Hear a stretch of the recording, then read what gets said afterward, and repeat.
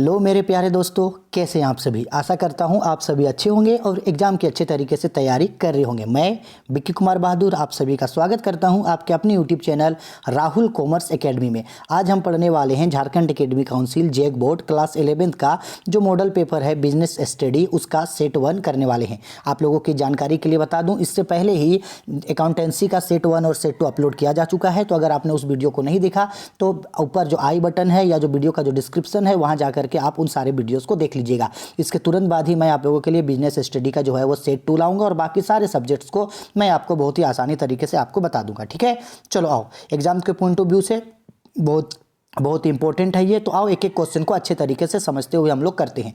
पहला क्वेश्चन जो है वो पूछा जा रहा है। पहला क्वेश्चन में पूछा गया बिजनेस है, बोला गया है बिजनेस इज, व्यवसाय है। क्या है बिजनेस? तो ऑप्शन में बोला गया है क्या बिजनेस एक कला है? बिल्कुल सही। क्या बिजनेस एक विज्ञान है? बिल्कुल सही, क्योंकि विज्ञान जो बिजनेस जो होता है वो कला और विज्ञान दोनों ही रूपों में किया जा सकता है। तो इसका राइट आंसर होगा ऑप्शन सी, यानी विज्ञान क्या है, कला, और व्यवसाय क्या है, कला और विज्ञान दोनों है। ठीक है, चलो आओ आते हैं क्वेश्चन नंबर 2 पे। थोड़ा सा जूम कर देता हूं आप लोगों के लिए। और चलो क्वेश्चन नंबर 2 पे बोला गया है हिंदू उत्तराधिकारी अधिनियम बनाया गया है। Hindu successions law was formed. कौन सा साल है जो हिंदू अधिनियम पारित हुआ था? तो ये हम लोगों का पारित हुआ था 1956 को। याद रखना होगा डेट आपको। इसका राइट आंसर होगा ऑप्शन सी, 1956 को। क्लियर है? चलो आगे क्वेश्चन नंबर 3 पे आते हैं। बोला गया है व्यवसाय का उद्देश्य है, ऑब्जेक्टिव ऑफ बिजनेस इज। बोला गया ए लाभ उद्देश्य। क्या बिजनेस का ऑब्जेक्टिव प्रॉफिट ऑब्जेक्टिव होता है, प्रॉफिट कमाना? बिल्कुल। ऑप्शन बी सेवा उद्देश्य, यानी सर्विस देना। बिल्कुल सही। तो दोनों ही उद्देश्य होता है ए और बी। तो इसका राइट आंसर होगा ऑप्शन सी, सेवा उद्देश्य। सेवा और लाभ दोनों इसका उद्देश्य होता है। तो इसका राइट आंसर है ऑप्शन सी। क्लियर है? चलो आओ आगे बढ़ते हैं। क्वेश्चन नंबर 4 पे बोला गया है, थोड़ा सा जूम आउट कर लेते हैं। हाँ चलो, क्वेश्चन नंबर 4 पे बोला गया है कंपनी की पूंजी विभिन्न संख्याओं में विभाजित होती है, प्रत्येक ... कहलाता है। The capital of a company is divided into numbers of part, each one of is following is called. यानी कंपनी का जो कैपिटल होता है, अगर वो कैपिटल बहुत छोटे छोटे हिस्सों में डिवाइड हुए रहता है तो उस छोटे छोटे हिस्से को क्या कहा जाता है? तो याद रखना होगा आपको, उस हिस्से को कहा जाता है शेयर्स। यानी कैपिटल को छोटे छोटे हिस्से को क्या कहते हैं? शेयर। तो इसका राइट आंसर होगा ऑप्शन डी। चलो आओ क्वेश्चन नंबर 5 पे। बोला गया है व्यवसाय के अंतर्गत बिजनेस इंक्लूड्स। क्या बिजनेस के अंतर्गत क्या क्या आता है? ऑल ह्यूमन एक्टिविटीज, सभी मानवीय क्रियाएं। ऑप्शन बी पे बोला है मानव की सभी आर्थिक क्रियाएं। तो हाँ सर बिल्कुल, जो इकोनॉमिक एक्टिविटीज़ है, यानी जो बिजनेस इंक्लूड है, बिजनेस में क्या आता है जी? मानव की सभी आर्थिक क्रियाएं जो है वो सम्मिलित होती है। क्यों?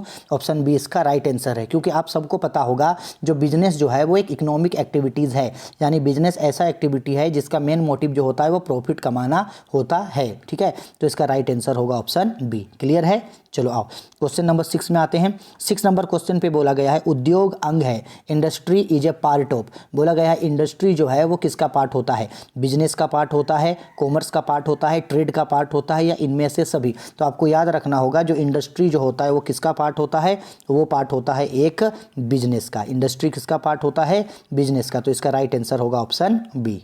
ठीक है, चलो आओ 7 नंबर क्वेश्चन पे बोला ऐसे व्यापार को क्या कहते हैं जिसमें पहले आयात और फिर निर्यात किया जाता है? Business is which first import and then export is carried called. यानी एक ऐसे बिजनेस जहां पहले किसी गुड्स को इंपोर्ट किया जाता है, यानी दूसरे देशों से मंगाया जाता है, फिर उसे किसी दूसरे देश में एक्सपोर्ट किया जाता है, यानी दूसरे देश में भेजा जाता है। तो ऐसे बिजनेस को क्या कहते हैं? तो सर ऐसे बिजनेस को बोलते हैं हम लोग पुनर्निर्यात व्यापार, यानी इंटरपोर्ट ट्रेड। ठीक है, तो इसका राइट आंसर होगा ऑप्शन सी। ठीक है, चलो आओ, ये मोस्ट इंपॉर्टेंट है क्वेश्चन नंबर 8। बोला गया है 8 पे मौसम की भांति व्यवसाय भी सदैव हमारे साथ साथ चलता है। यानी बिजनेस जो है वो मौसम की तरह हमारे साथ साथ जो है हमेशा चलते रहता है। Business likes weather is us with us every day who said this out of the following. यानी ये जो स्टेटमेंट है, यानी इसे किसने कहा था? तो याद रखना हमारे साथ साथ चलते रहता है। आप लोग देखे होंगे ना, व्हील मतलब होता है चक्का, साइकिल का चक्का या गाड़ी का चक्का कह लो, वो क्या होता है? गोल होता है और हमेशा चलता रहता है, हमेशा चलता रहता है, हमेशा चलता रहता है। तो साथ साथ कौन चलता है सर? साथ साथ चलता है व्हील। ठीक है, तो इसका राइट आंसर होगा व्हील। याद रहेगा आपको, मौसम की भांति साथ साथ कौन चलता है? तो व्हील चलता है। तो इसका राइट आंसर होगा ऑप्शन सी, व्हील चलता है। ऑप्शन डी इसका राइट आंसर होगा व्हील। ठीक है, चलो 9 नंबर पे पूछा गया है ऐसे उद्योगों को क्या कहते हैं जो दूसरे उद्योगों को समर्थन सेवा सुलभ कराते हैं। यानी बोला गया है the industry which provide support service to other industry is known as, यानी एक ऐसा इंडस्ट्री जो दूसरे इंडस्ट्री को सपोर्ट करने के लिए काम करते हैं, तो ऐसे इंडस्ट्री को हम लोग क्या करते हैं, तो सर ऐसे ही इंडस्ट्री को हम लोग कहते हैं तृतीय उद्योग। ठीक है, यानी टैट्रिट इंडस्ट्री। तो इसका राइट आंसर होगा ऑप्शन बी, ऑप्शन डी। ये जो टैट्रिट इंडस्ट्री होता है यानी तृतीय उद्योग, ये प्राथमिक उद्योग यानी प्राइमरी इंडस्ट्री और जो सेकेंडरी इंडस्ट्री होता है उन दोनों को चलाने में मदद करता है। ठीक है, चलो आओ 10 नंबर क्वेश्चन पे पूछा गया है एकाकी व्यापार की सबसे बड़ी कठिनाई है। The greatest handicap of a sole trade is called. क्या होता है, तो याद रखना होगा एक जो आपका जो एकाकी व्यापार होता है यानी सोल ट्रेड जो होता है उसका सबसे बड़ा होता है असीमित दायित्व। वहाँ जो होता है वो लाइबिलिटी अनलिमिटेड लाइबिलिटी होता है, यही इसका सबसे बड़ा जो है वो डिमेरिट्स होता है। ठीक है, सबसे बड़ा प्रॉब्लम उसका यही है, option C.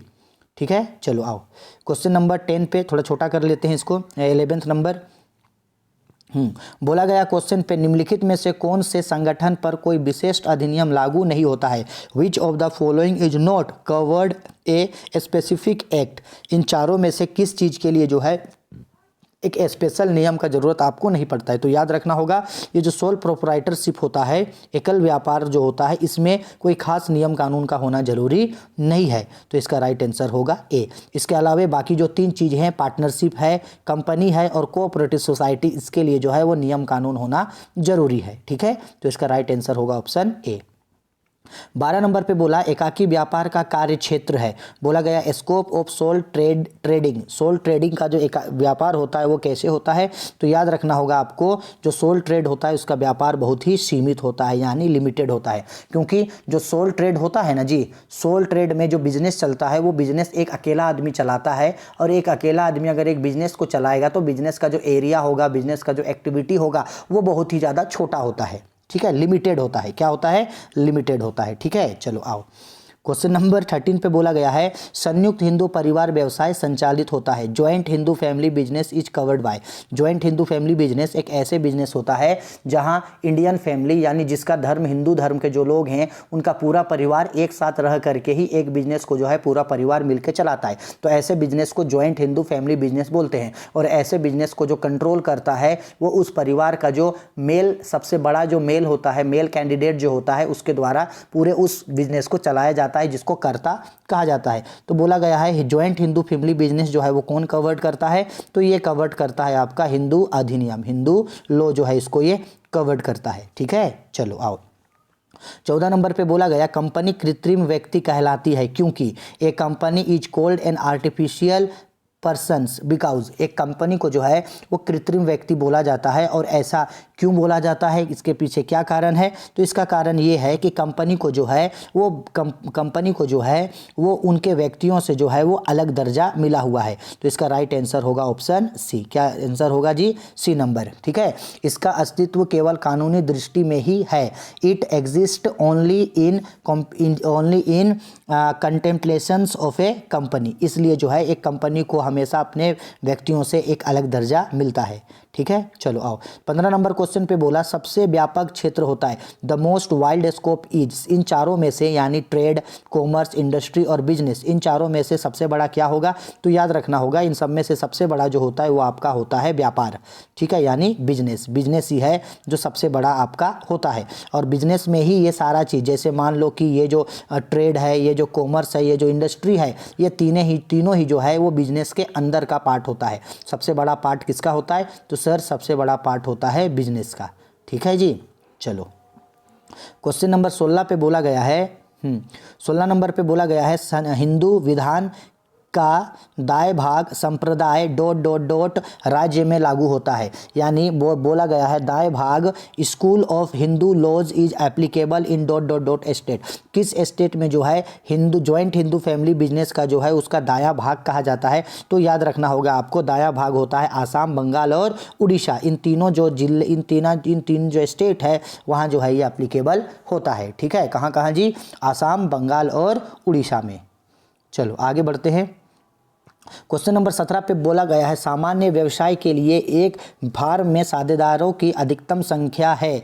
The maximum number of a partnership in a firm of for a general business एक फार्म में यानी एक बिजनेस में जो है वो पार्टनर्स अधिक से अधिक कितने हो सकते हैं। देखो अधिकतम बोला है क्वेश्चन में, अधिकतम, तो अधिकतम कितने होते हैं, तो याद रखना होगा अधिकतम 50 होता है और कम से कम बोलता है, न्यूनतम बोलता है यानी मिनिमम बोलता तो 2, यानी एक बिजनेस में मिनिमम 2 पर्सन हो सकते हैं और अधिक से अधिक 50 हो सकते हैं। और जबकि एक बैंकिंग बिजनेस में बात करें तो बैंकिंग बिजनेस में 20 होता है। तो यहाँ बोला गया कि एक नॉर्मल बिजनेस है उसमें सदस्यों की अधिकतम संख्या कितनी होगी, तो सदस्यों की अधिकतम संख्या होती है सर 50। इसका राइट आंसर होगा ऑप्शन बी। क्लियर है, चलो आओ 18 नंबर क्वेश्चन पे बोला एक साझेदार जिसके फार्म से संबंध के बारे में जनता अपरिचित है डॉट डॉट डॉट कहलाती है। A partner whose association with the firm is unknown to the general public is called, यानी अगर एक फार्म का एक पार्टनर, एक आदमी जो है उसका पार्टनर है लेकिन उसके बारे में अगर किसी को पता नहीं होता है तो वो क्या कहलाता है,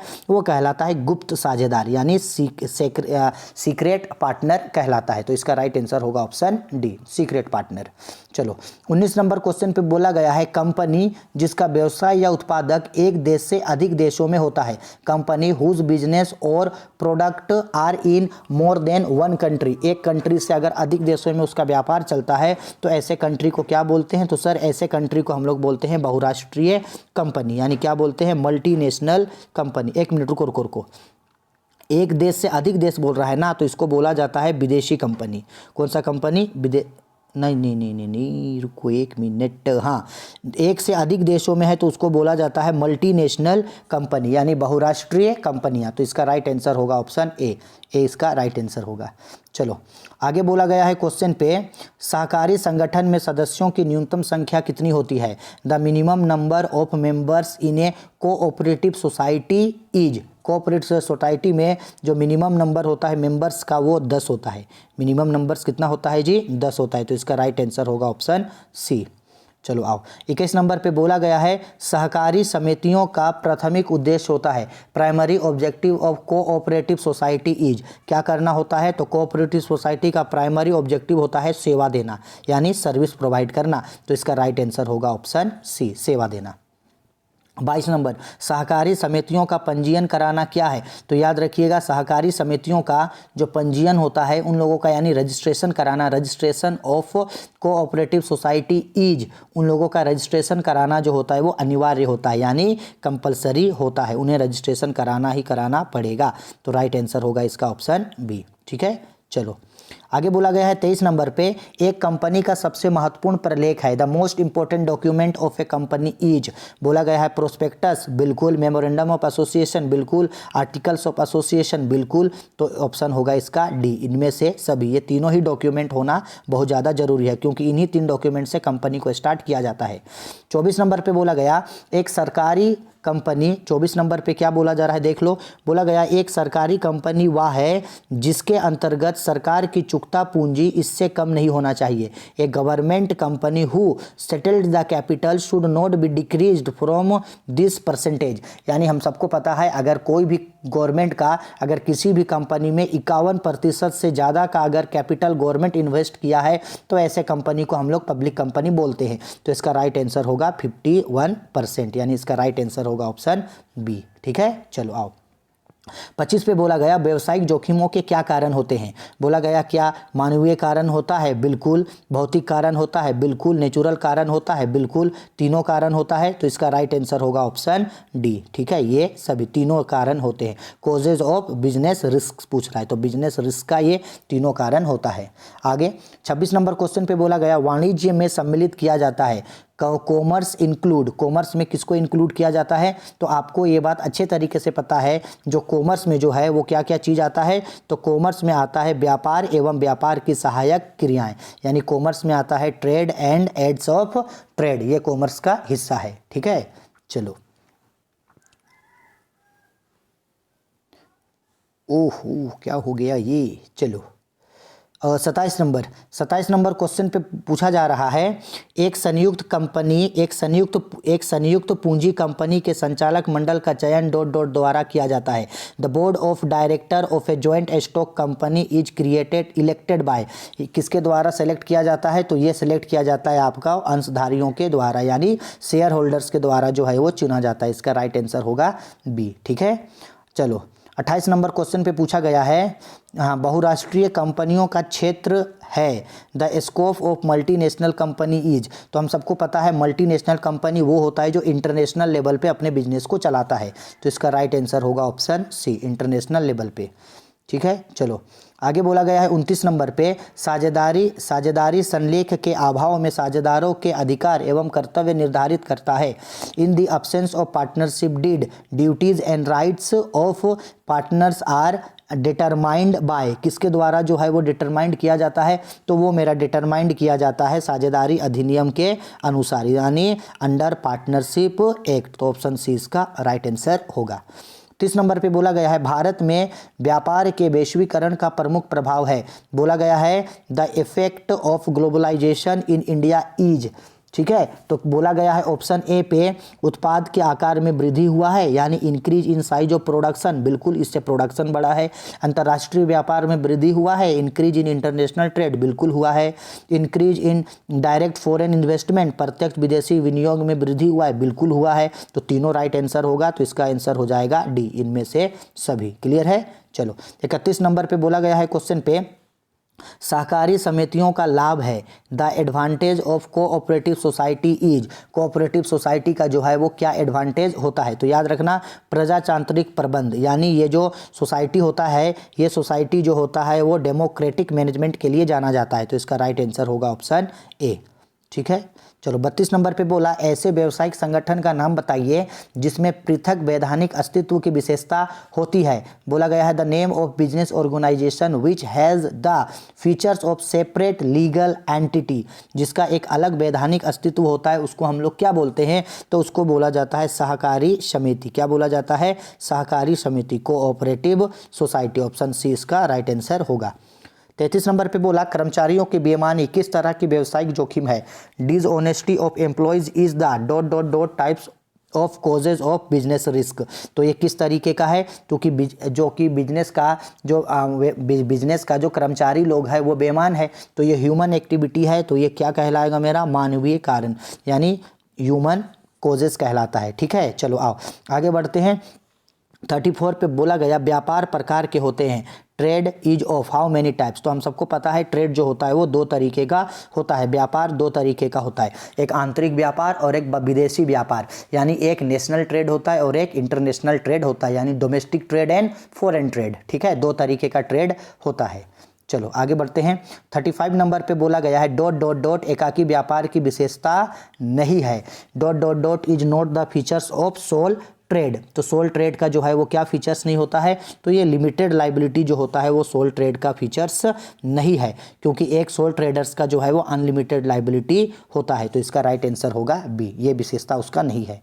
36 में बोला, ऐसा प्रबंधक जिसका लाभ में हिस्सा हो। A manager with a shares in the profit, एक ऐसा प्रबंधक जिसका जो है वो लाभ में हिस्सा है, यानी एक मैनेजर जिसका प्रॉफिट में जो है वो हिस्सा होता है। तो ऐसे पर्सन को हम लोग क्या कहते हैं? तो ऐसे पर्सन को कहते हैं केवल कर्मचारियों का कर्मचारी, यानी केवल फार्म का कर्मचारी। Is only a servant of firm, यानी एक फार्म का जो सर्वेंट होता है सिर्फ उन्हीं लोगों का प्रॉफिट में हिस्सा होता है। ठीक है, चलो 37 नंबर क्वेश्चन पे बोला गया है, निम्नलिखित में से कौन सा व्यावसायिक अनिश्चितता का उदाहरण है?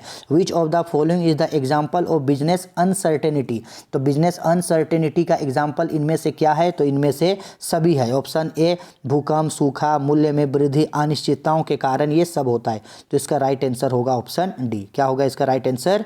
ऑप्शन डी होगा। ठीक है, चलो ये राइट आंसर। चलो जल्दी जल्दी खत्म करते हैं। 38 में बोला गया, डॉट डॉट डॉट भारतीय बहुराष्ट्रीय कंपनी नहीं है। Dot dot is not an Indian multinational company, India का कौन मल्टीनेशनल कंपनी नहीं है? तो ये जो ब्रुक बॉन्ड है ये इंडिया का मल्टीनेशनल कंपनी नहीं है। ठीक है, ये नहीं है। चलो आगे बढ़ते हैं। 39 पे बोला संयुक्त हिंदू परिवार व्यवसाय का मुखिया जाना जाता है। The head of joint Hindu family business is known as, मैंने अभी बताया था कि जॉइंट हिंदू फैमिली बिजनेस का जो मतलब जो मुखिया होता है वो क्या कहलाता है, कर्ता कहलाता है। ठीक है, लास्ट क्वेश्चन।